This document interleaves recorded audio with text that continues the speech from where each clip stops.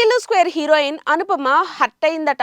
ఓ పోస్టర్లో అనుపమ కాస్త romantic touch ఇవ్వడం, ఇప్పుడు అది కాస్త రచ్చరచ్చ కావడం చకచకా జరిగిపోయింది.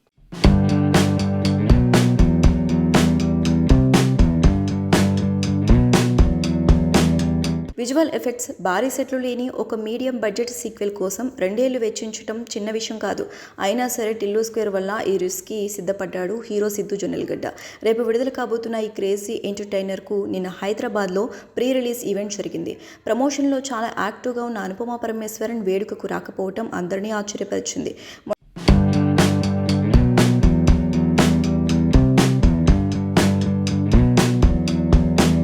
మొన్న రిలీజ్ అయిన పోస్టర్లో తనకు సిద్దుకు మధ్య ఉన్న స్టిల్ మీద సోషల్ మీడియాలో కొందరు నెగిటివ్ కామెంట్స్ చేయడం వల్ల మనస్తాపం చెంది రాలేదని సిద్దు చెప్పాడు. ఎవరికి నీతులు క్లాసులు చెప్పే హక్కు తనకు లేకపోయినా ఒక అమ్మాయిని లక్ష్యంగా చేసుకుని చేతిలో ఇంటర్నెట్ కనెక్షన్ ఉండగాని ఏది పడితే అది అనేయటం సభ్యత కాదని, హద్దుల్లో ఉంటేనే మహిళలకు గౌరవం ఇవ్వాలని సభ వేదికగా విన్నవించుకున్నాడు.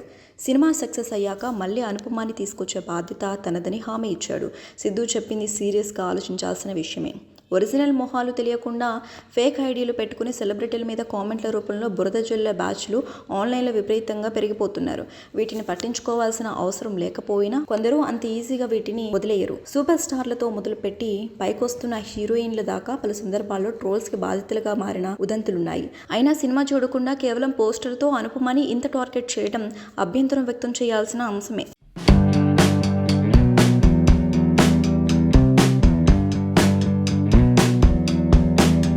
మనం అమ్మాయిని ఫ్లర్ట్ చేసినా అది ఎంజాయ్ చేసేలా సంతోషపడేలా ఉండాలి తప్పించి ఇలా బాధపడేలా కాదని సిద్దు జొన్నలగడ్డ రిక్వెస్ట్ చేయడం ఎంతో కొంత మార్పు తేవాల్సిన ఇష్యూనే. టెక్నాలజీ వల్ల వచ్చిన ముప్పులు ఇది ఒకటి. గేమ్ చేంజర్ మొదలైన నాటి నుండి అందరికన్నా ఎక్కువ టెన్షన్ పడింది మాత్రం దిల్ రాజే. ఇన్నాళ్ళు కాస్త ఇబ్బంది ఉన్న దిల్ రాజు ఇప్పుడు వరుస గుడ్ న్యూస్లు చెప్తూ ఫ్యాన్స్కి కిక్ అందిస్తున్నాడు.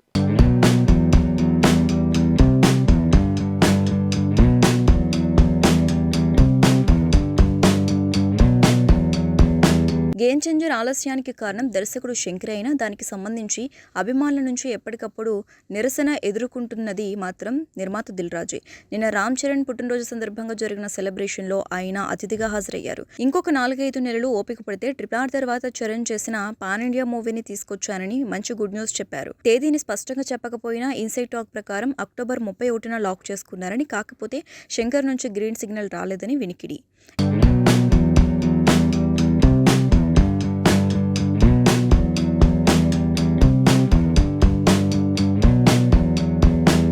ఇక జరగండి పాట గతంలో లీక్ అవ్వటం వల్ల ఇవాళ మీకు ఇంత ఎనర్జీ లేకపోయిందని ఒప్పుకున్న దిల్ రాజు 4-5 రోజుల తర్వాత మాస్లో ఎక్కడ చూసినా దీని గురించే చర్చ ఉంటుందని తేల్చేశారు. మొత్తం 3 పాటలు కూడా థియేటర్లో కుర్చీలో కూర్చుని చూడలేనంత గొప్పగా డాన్సులు ఉంటాయని ఊరించారు. దిల్ మామ అప్డేట్ అంటూ నన్ను తిట్టుకోవటం వల్ల ఎలాంటి ప్రయోజనం లేదని, శంకర్ అనే శాటిలైట్ సిగ్నల్ ఇస్తే తప్ప నేనేం చెయ్యలేనని జరుగుతున్నది వివరించే ప్రయత్నం చేశారు. 2 నెలల్లో మొత్తం పూర్తవుతుందని చెప్పారు.